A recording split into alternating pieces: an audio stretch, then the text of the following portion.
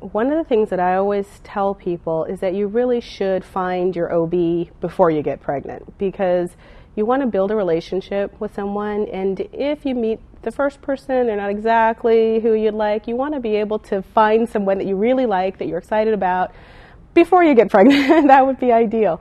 And then the other thing, of course, is that you want to maximize your health before you get pregnant. So that means if there's any changes in your diet that need to happen, if there's any exercise programs or things we need to talk about before you get pregnant, and then obviously taking prenatal vitamins actually has to happen before you get pregnant.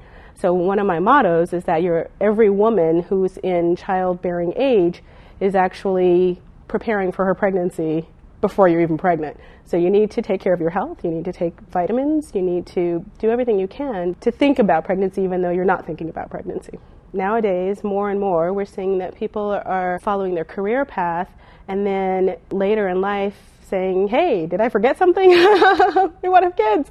So your ability to get pregnant actually goes down yearly. So from the age of about 23 or 24, it goes down a little bit. Not a huge amount, not to the point where you should feel completely protected after the age of 35.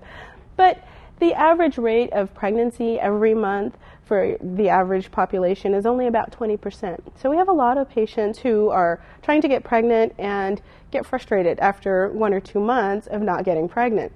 The average for everyone in the entire world is about 20%. So every month you have a 20% chance of getting pregnant. It's amazing any of us are even here, actually, when you look at that. So I tell people not to get frustrated. You can certainly look at your cycles, look at the day that you ovulate, but honestly, the best and nicest thing to do is to just kind of hang out and wait. Stress itself can stop you from getting pregnant. So wait the 6 months, and then after 6 months, if nothing has happened, then call your doctor. One of the things to think about, which is not to be afraid of, but certainly one thing to think about, is that all of us, as we get older, we are more prone to other types of diseases like diabetes and high blood pressure and things like that. And again, that's one of the reasons to make sure you see your OBGYN before you get pregnant, to try to maximize all of those things. If you have your relationship with your physician, if anything comes up, we'll be able to avert any problems with that. But you shouldn't be afraid to get pregnant just because you're not 21 years old. So if you're in your 40s, it's perfectly fine. You just have to make sure that you're following up with your doctor.